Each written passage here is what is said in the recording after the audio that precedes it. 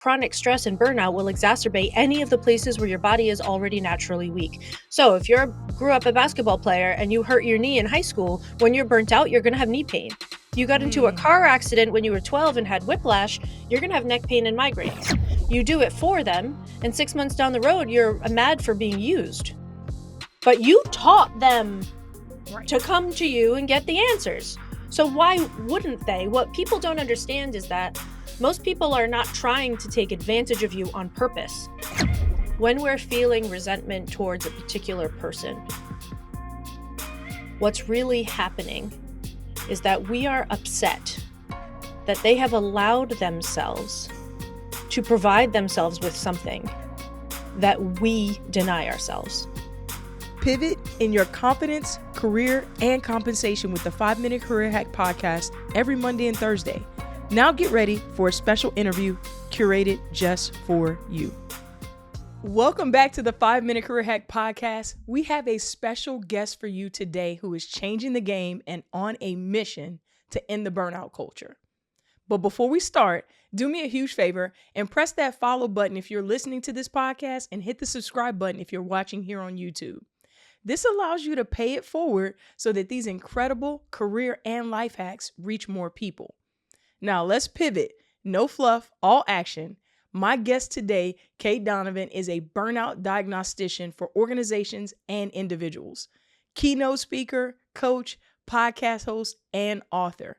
If you're experiencing burnout or want to learn more so that you can prevent burnout in the future, you are in the right place right now. Welcome to the podcast, Cait. How are you doing today? Jamila, I am so excited to have this conversation. I've been listening to previous episodes, and I feel like there's some really good things that I can add without repeating stuff you've already done. So I'm psyched to be here and so honored to be invited. Thank you for coming on. I absolutely love your energy, and shout out to Danielle Cobo for introducing us. And we've been wanting to record this episode for a while now because this topic, burnout, in my opinion, is just starting to go mainstream. But you've been doing this a long time. So tell us what inspired you to get into this lane, into ending burnout culture. What was the catalyst? The same as it was for almost everybody that does this work. I burnt out terribly, and when I did it, I was my own boss. I was working in a job that I was passionate about, and I was very confused by what I was reading in the research. Wow. You're right. Everyone I talk to that does this work, even if it's just a portion of it, the source is always you, right? So number one, audience, if you're listening, you are not alone. Chances are your coach or whoever you're talking to about this, or whomever, the doctor even, if it's that serious that you're having to seek some additional help on this, you're not alone. They probably experienced it too. So thanks for sharing that. And I know we're going to dive a little bit more into that, but tell the audience, how long have you been doing this work? So I started my burnout recovery in 2016, and I did my first podcast that is now hidden from the interwebs. You cannot find it. Don't even look. In 2017, I started writing my book in 2018. Moved back to the States in 2019 and really kicked it off at that point. So I dropped the current podcast, which has been really successful, in June of 2019. My book came out in September 2020. So all of these things happened sort of just before and during the pandemic, which was like lucky timing, sort of. Absolutely perfect timing. Perfect timing, because And maybe you can help me with the history a little bit, because I actually experienced burnout. It was in 2017, 2018. Obviously didn't have that word then. Right. What were we calling it back then? Nothing. Okay. We weren't calling it much. We were calling it burnout. So burnout historically came out in 1978. So they've been studying this since a couple years since before I was born. But in the mainstream, I think it happened just before and during the pandemic. Yeah, that is sounds when it about right. really started coming out. And I see a lot of books came out in 2019, 2020, even more since that time. But when I started doing this, when I realized I was burnt out, I'm a super nerd, and my husband was doing a postgraduate degree at Cambridge University at the time. So I had access to university libraries, which, Mm. if you know, you know, is like such an amazing tool to have access to. So I downloaded every single thing that was available on burnout at the time. It took me a full year to read through all of the research. And Wow. as I read through it, what I kept finding was I'm not in here. This is about doctors, nurses, and corporate Mm-hmm. workers. I Mm-hmm. am none of those things. So, what the heck is going on? And how can I, I had support already. I had a coach and a therapist, and then I worked on nutrition with someone afterwards. So, I did not do this. I'm not one of those people that's like, I did it all by myself and I'm going to teach you to do it faster. No, I did not do it by myself because I don't Right. think you should. That part. That's huge. I don't think you should. Like I was a stress expert when I burnt out. So if I got that to that point as an expert, Mm-hmm. I knew that I had taken myself as far as I could without outside support. Right. Right. And I think that's such a huge point that I also agree that this is not something you should probably, just based upon my personal experience and the individuals that I've coached, primarily because I don't really think you know that it's happening to you, right? And once you You find might know, out, then you're like, what do I do? and it's bad. By the time you find out, you are well deep into it. Right. So you become aware, and all of a sudden you're kind of almost over the cliff. I'm going to use Exactly. that as an analogy that everyone can kind of relate to. So what are some of those symptoms that you see, some of the top symptoms you see across the board, if you had to generalize, because I know every case is totally different, but what are some of those top symptoms that you see with burnout? So it's funny because there was just a question in my Facebook group about this, and I took it and I took everyone's answers from about 50 something answers and I threw it into Chat GPT, and it spit out, a summary of those things. So I'm going to tell you some of the things that I know from my work and some things that I saw Chat GPT summarize for me earlier today. So there's symptoms that come up in different areas. One of the first areas is emotional. The first tool I give people is something that I call the resentment journal. It's a mini course because one of the emotional things that you experience the most when you're in burnout is resentment. So, resentment, frustration, apathy. If you have a natural tendency towards depression or anxiety, either of those things will be boosted. So, if you have a natural tendency toward depression, you'll probably feel depressed during burnout. If you have a natural Mm, tendency toward anxiety, you'll likely be anxious during burnout. So, that will be sort of like overexposed for you during that time. So, and emotionally, you'll be like on a short fuse. So, when normally you feel like you have enough mental bandwidth to sort of self regulate some emotional experiences so you can control your responses to things during burnout, that's not there. You have no access to that. right. It's exacerbated. It's exacerbated, and everything that happens feels like one of the most common complaints is when people work with me one on one, they come in and they say, I hate the way I'm treating my family, but I Mm, can't help myself. Like I don't feel like I can stop it. It happens and then I feel really guilty, but I can't seem to catch it ahead of time and prevent myself from doing that. And I don't want to be this person in my household. right. So there's a sense that once you become aware, there's a sense that what you're doing, because you've seen this before, because it's a pre-existing part of your makeup.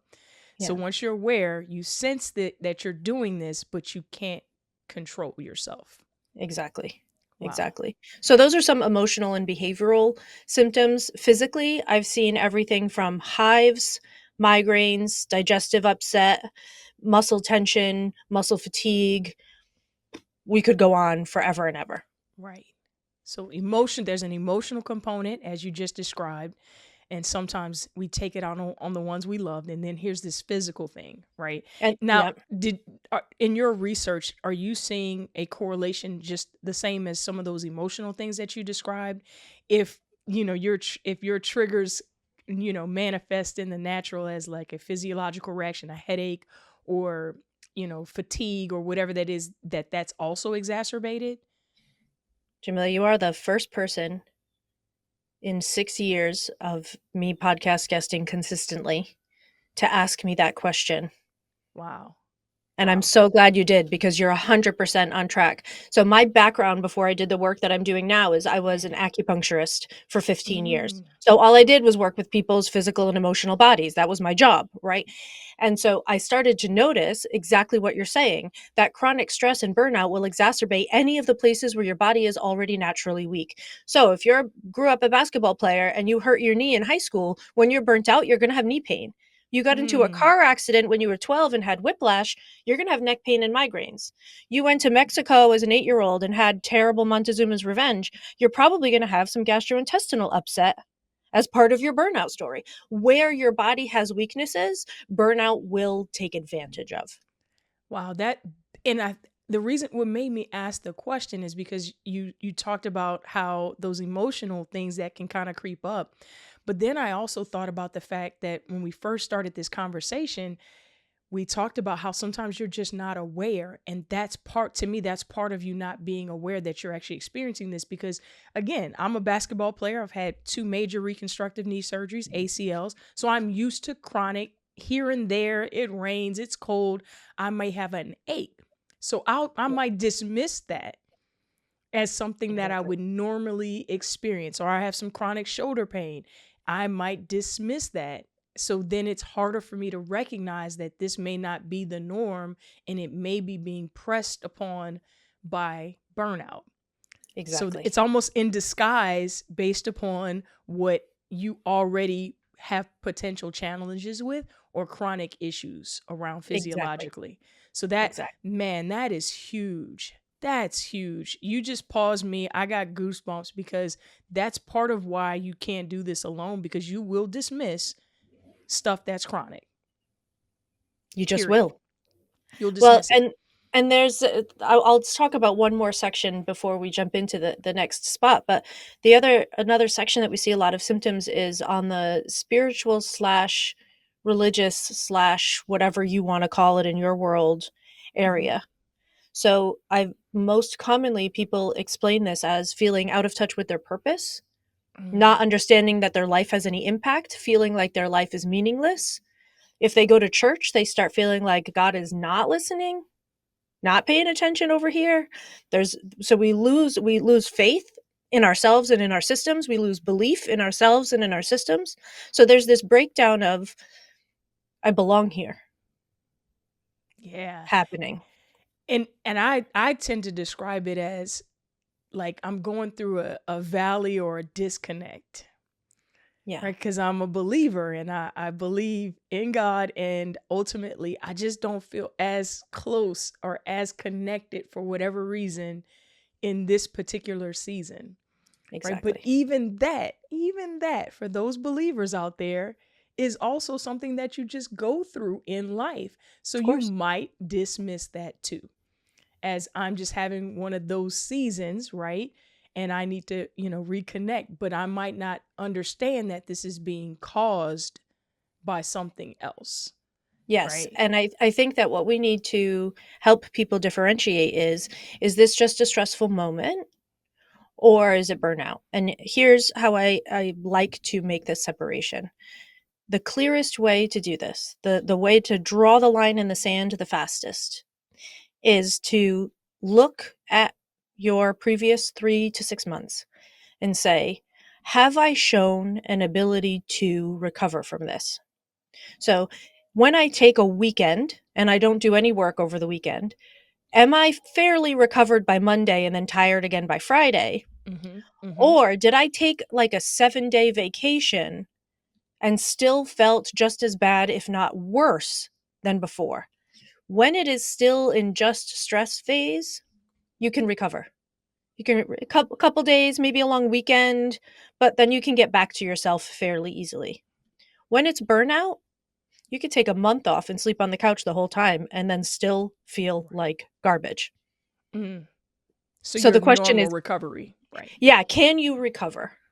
So if you are an athlete, you'll know that, like, say you are somebody who runs a 5K most days of the week and takes you a half hour, you go out, you bust it out, it makes you feel better, you clear your head, whatever. When you're burnt out, you do that same 5K, you come back exhausted, you have to take a nap and you feel terrible. Got it. So you have a baseline. Remember your baselines. Know what your baseline is and compare yourself to that. Are you able to get back to neutral, or are you stuck? And if you're Mm, stuck, it's probably burnout. that part. So making sure, and you called it, you said you have a resentment journal, right? Yeah. Now, is there space in the resentment journal to record some of these things? If Yes. you could So the talk to us about resentment that a little journal bit. is designed to give you an objective place to work through what we call the anger group: resentment, irritation, frustration, annoyance, anger, all the things that pop up during burnout. And look at them objectively and ask yourself what they're trying to do for you. Because most of the time, what you'll find is that resentment is pointing you towards some sort of boundary violation. Most of the time, it's you breaking that boundary, but don't tell anybody I said that. Right. That's just for those people up close listening. Yeah, exactly. So, most of the time, you'll find that you're breaking down your own boundaries on a regular basis, which is leading to a cycle of self neglect. And if you start to look at it from an objective place, there's a something called the question sieve that we go through. Once you have a resentment, you ask these questions of it so you can decide what to do with it. What kind of boundary do I need to put here? What kind of change can I put into place? Is this about me or is this about other people? Mm, What needs to happen here in order for this to shift? The reason that I think this is so important is because when you are burnt out, you don't have a lot of access to things like gratitude. So yeah. somebody can tell you to write a gratitude journal, book 3 things before bed every night, and you will dutifully take out your notebook and be like, "My family, my house, my meals," you know? Right. And then you'll roll your eyes. You won't actually feel any of the gratitude. So you're not Right. having that emotional flood, that endorphin flood in your body that tells you that you're having an emotional experience. You're not feeling anything. So it's not actually doing anything for you. Then you feel guilty because you're writing down the things that you don't actually feel. And then you're feeling self judgmental, or maybe I should speak in I sentences, like, I'm a white woman. I come from a place of privilege. I have this beautiful life. I shouldn't have, like, what am I complaining Feel about? like this. Right. So we get caught in these cycles of what I should be feeling instead of what I am feeling. And the resentment journal just says, well, what are you really feeling and what can we do with it? How Mm, can we use it to guide you? How can we stop trying to toxic positivity your way out of burnout, because that does not work? And how can we focus on what the lowest hanging fruit, the things that are most available to you, which are frustration and irritation and annoyance and resentment and anger? right. So face it head on, and Yeah, let's not use just it. try to put something on top, like a band-aid on top of it. Because Exactly. if you're in this space, right, if you've gotten past it's just stress and you're in this space, to your point, you will not feel emotionally tied to any positive thing that you're saying. You're in a space of confirmation bias of, I want to see what I feel, and I'm going to attach myself to whatever that negative or not so good feeling is that I see in the natural. So if I see something that can Yep. confirm, like, I feel this way, or I'm seeking those things out in that moment, not the Yes. positive affirmations or the gratitude. Exactly. And so if we use that and we can help people start to create boundaries and start to engage in the self-care that actually matters for them and start to reconnect people with their wants, we call these in my business wants, needs, desires, and preferences. We always use those 4 words together: wants, needs, desires, and preferences. Once we start to do that, people can start to recover, because I've never met a burnt out person who knows what they want, That part. right? Besides, I don't want to feel like this anymore. But you have not acknowledged your needs. You don't know Mm, what your preferences are. You have pretzeled yourself and molded yourself into so many other people's desires, or the desires you assume they have, right. that you've lost total sight of who you are as a human and what your needs and wants and desires and preferences are. So this helps you tap into, not only set boundaries, not only self-care, but also tap back into, but what is it that I want out of life? Mm, What is it that I'm usually, resentment has this, has this flavor of, I'm resentful of that person because they're giving themselves something that I don't allow myself to have. that's heavy. That's heavy. Say that again and slow it down. Slow it So down because often, that's serious. when we're feeling resentment towards a particular person, what's really happening is that we are upset that they have allowed themselves to provide themselves with something that we deny ourselves. So whether we think we're not worthy of it, not deserving of it, or just hadn't even thought of it, maybe. Haven't even considered that it was a possibility because I've got to do the dishes before I can sit down on the couch. No, you don't. Right. Let's break that down simple because what I hear in that conversation is your spouse, right? Or your life partner, whomever that might be, making Right? these choices and Yeah. boundaries or whatever you want to call them in that moment. And you're looking at them you don't like what? If you don't stand and do the dishes soon, I'm about to pop somebody, is what you're Right. thinking. That energy, right? That energy. Yeah, Because that's what I heard in that part of that dialogue. of Oh, you're course. just And going so to this, sit down? oh, you're going to sit? Oh, really? That And part. so you think that you're mad at them for not doing the dishes, Mm, but you're not. You're mad that you feel like you have to do the dishes and you won't allow yourself to rest until they're done, and they will. right. And they will. Is And this that is the same for partnerships, for colleagues, for and a lot of times we put ourselves in this situation. So say you there's a new girl at work and she comes in and she doesn't know where to find the numbers she needs for a thing. So you pull up the Excel sheet and you give her the numbers she needs to help her out. She's the new right? kid, she's trying to figure it out. So the next week she comes to you for the numbers again. And you just give them to her. She's the new girl, she start figuring it out. 6 months later you're like, "New girl, Let's talk. Because what? I'm right?" But tired. now you've created a system instead of saying, "Hey, new girl, here's the resource you need. Here's how you use it. Here's where you find the numbers by yourself so that you can do it in the future." You do it for them, and 6 months down the road, you're mad for being used. But you taught them Right. to come to you and get the answers. So why wouldn't they? What people don't understand is that most people are not trying to take advantage of you on purpose. Right. You've taught them how to treat you, though. You've taught them how to treat you, and most people's brains will cut out things that are not necessary because that's what brains are designed to do, right? We're supposed to be efficient in our brains. So when I was burnt out, I was walking around my house thinking I do everything around here. My husband does not do anything around. It wasn't Yeah. true. But my brain had cut out all of the things that he was responsible for because they were never on my list. I never saw that they were happening, That part. right? But he was So I had in fact doing things. He was I don't think I filled my dog's water bowl for like 3 years. Right. But I didn't notice that because it was always done, and when something is always done, your brain stops noticing it on purpose because it is inefficient for multiple people to notice it. Now, women fight about this all the time now, the fair Mm-hmm. play games and doing too much stuff at home, and I get it.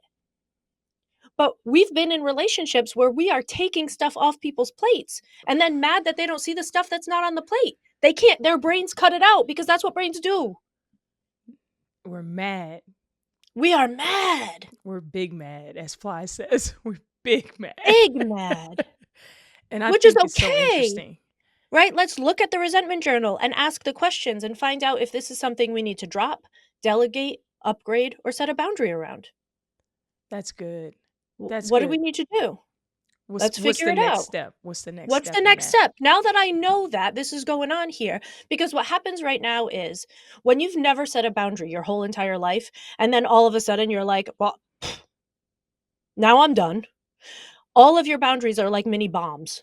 And the whole world Mm. around you is like, what is going on?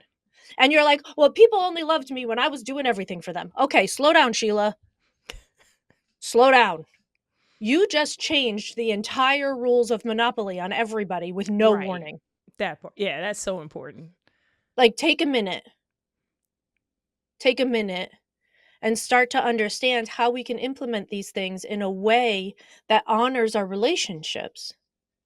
Because we have this weird belief, especially in the US culture, that we can do everything ourselves, that we can meet all of our own needs, and burnout research is really clear that we need people and we need each other. So when you start throwing out those bombs and electric fences that everybody's shocked by, you're harming relationships that you helped create. There's a better way to go through this. We don't have to go full electric fence when it's time Yeah. for a boundary. Sometimes somebody needs to hear it. So I'm not saying to hold it all back. Right, right, right. Sometimes somebody really just needs to hear it. Sometimes somebody needs out of your life. That is very true. Occasionally, no is a complete sentence. Most of the time, it's not.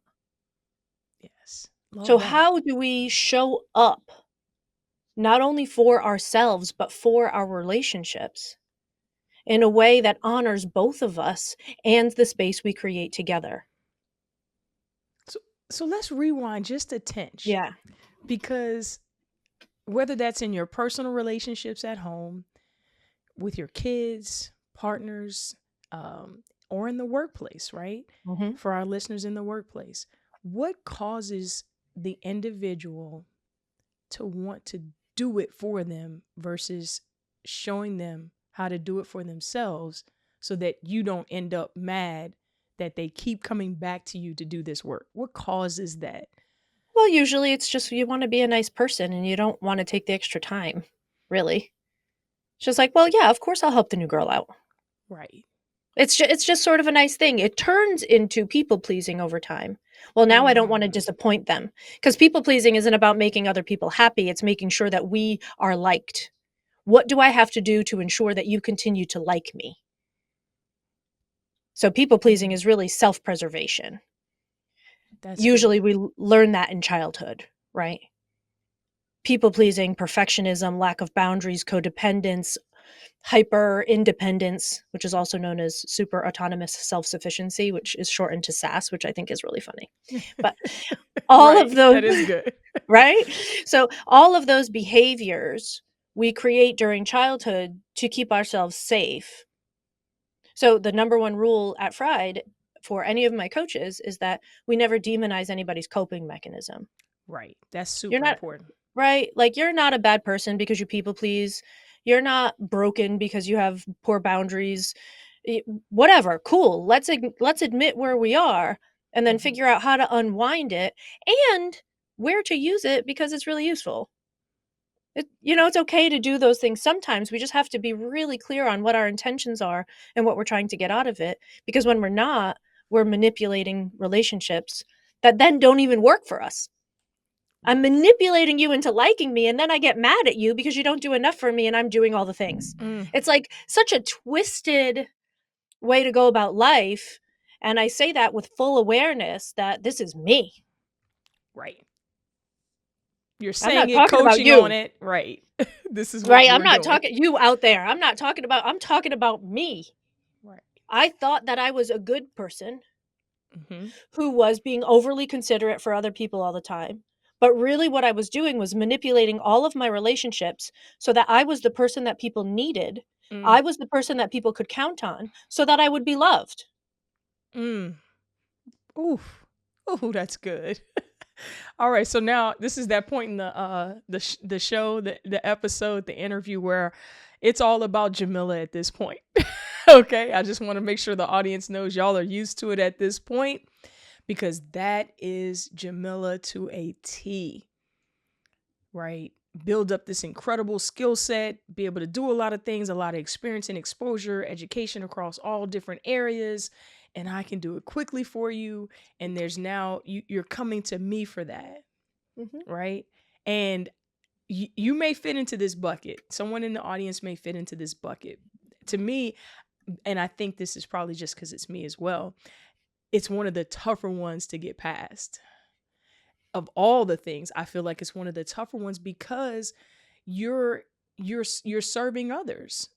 You're actually No, you're being not. a so okay, break that down for me. No, you're Break not. that down. You are serving yourself, Right. That's what I was getting to. Yeah. Yeah. right? You are serving Yeah. yourself. So here's the way through it. Your job every single day is to do something that you assume will disappoint at least one person. Mm, Small things. Start with small things. But in order to be able to eventually set boundaries, this is the part that everybody skips. Everybody goes from, oh my God, I'm burnt out, I need boundaries, to, oh my God, here's all my rules. That's not boundaries. Right. Before you can get to the point that you set boundaries, you need to know what within you is shifting and where Mm-hmm. those lines truly are. And you can't do that if you think that setting boundaries is going to make you unsafe, because we are geared to create safety for ourselves. Have to. We have to. So it's like this messy thing. But if you practice disappointing people, what you're doing for your brain and for your nervous system is collecting pieces of data that say, I can disappoint people and they'll still love me. And you have to do that for years. I just did this recently. We were dressed to go for a hike, my husband and I and our dog. And we had already dressed, shoes on. That my husband is opening the door, putting the dog in the car. The door is wide open, and all of a sudden I was like, "Ooh, I have to pee." What would I have done for the past Oh, 17 years right. of our relationship? Previously. Right. Right. Previously, I would have gotten in the car anyway because I wouldn't have wanted to ask him to wait for 60 seconds. And then I would have gone on a 2.5 hour hike, having to pee the whole time, Right. then Destroying your being bladder. destroying my bladder and being irritable with my husband for taking the long hike, even though I wanted the short hike because I have to pee. I stopped and I was like, ooh, it's a moment that I can disappoint somebody. I said, hey, I'm actually going to run to the bathroom before we leave. And he went, okay. Right. Because we, like, it was super simple, but we built up this thing in our head. Like you said, maybe it's been 17 years that I can't do this and he's going to be upset or something like that. Yes.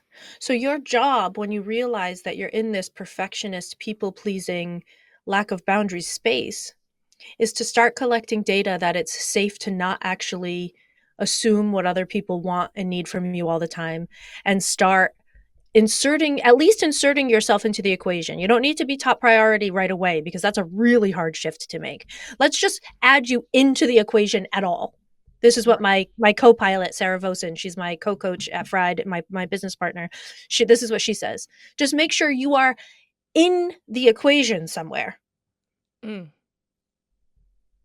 Got to be X, Y, or on the other side of the equal sign, somewhere. Somewhere. You've just got to be in there somewhere. You don't have to be the only variable, but you should be at least one of them. And so then I went to the bathroom and I went back out to the car and we enjoyed our hike thoroughly because I wasn't Doing the pee-pee dance. doing the pee-pee dance the whole time and then being mad at my husband for something that he had, like, he didn't, is he Had no supposed to clue. know? Right. Like, he doesn't have like a bladder meter for Right. me. Even in 17 years, he does Even not in know. 17, he does not have a bladder meter. He doesn't know. Right. So those false assumptions about what others, how they may respond, what they may be thinking, whatever that might be in relationship to you, or what you might need in that moment, or the boundary that you have to Exactly. set. That's good. That's good. Now, as we wrap up, one question I always like to ask everyone that I interview is to leave the audience with what they believe are 5 words. It could be a sentence, it could be a mantra, statement, whatever, that could really, really make the difference in the topic that we're talking about. So I'll put that on your mind as we wrap up. But I also want you to take some time and just share, like, the one thing that has probably been the biggest impact in your coaching thus far around ending the burnout cycle. What's the one thing that has been the most impactful? Both of those answers will be really similar, both of those things, because actually resentment has been the most important thing in my own recovery and for guiding my clients. I still call people patients sometimes, old There you go. acupuncture habits. Yeah. But resentment has been a revelatory tool Mm, for so many people because we're not allowed to be mad. We're not allowed, especially as a Black woman, you're be mad right. and then have a Can't. stereotype, please, Can't do right? it. But if I create space for you to just be mad, what a relief. So the space around allowing people their anger Mm, and using it to guide them toward what they want and where their boundaries should be and what their needs are has been absolutely revelatory. And the 4 words that I would leave someone with is, resentment is your superpower. Mm. Resentment is your superpower. So instead of trying to avoid what society, culture, upbringing, whatever may be the Church. case, church has told me is not an okay emotion, then let me go ahead and lean into this and go through it. I've Mhm. been referencing Dr. Anita Phillips' book, The Garden Within, as she Mm. talks about this from a spiritual place, in that Jesus had emotions, and it's okay for us too to have emotions. For all my believers out there, it is natural, it is a part of who we were made to be. So to deny ourselves our emotions and feelings would be a huge disservice, and contribute to this ongoing cycle of stress and burnout, versus just simply saying, this is how I feel, this is what I'm going through. It's okay. And I think your tribe is super important. Your community is Mhm. super important in that. And you mentioned having someone just create the space for you. Yeah. Sometimes is almost like letting the air out of all of what you might be feeling, just to know that someone's there with you, and they're like, it's all right. Right, that hug that you might need, that's how that ends up feeling, Yeah. is that it's just such a release. I sincerely appreciate you for coming on the 5 Minute Career Hack podcast. I'm going to leave in the show notes how you all can connect with Cait, how you can tap into her podcast and experience her coaching or that resentment journal, which I think is an incredible resource. I'll be sure to leave that in the description, in the show notes. And I just truly want to appreciate you. The work that you're doing is far ahead of mainstream. So I believe you are one of the go-to resources for it. And I appreciate you sharing all of this wisdom and all of these gems with our audience. Thank you for being on the show today. Thank you so much for having me, and thank you for taking the time to validate and recognize me. It's really important, and I'm just taking a moment to let it sink in. As I always end every podcast, having a wonderful day, and I love you. I truly hope you enjoyed this episode as much as we enjoyed doing it for you. However, it doesn't have to end there. Come on over to our Facebook group community right now for free. You're going to get exclusive content that we weren't able to include in this episode, as well as past episodes. We've got challenges, we've got research, we've got lives, you name it, all for you in bite-sized chunks so that you can continue this development journey. Go ahead, click the link right now in the description show notes, and we'll see you there.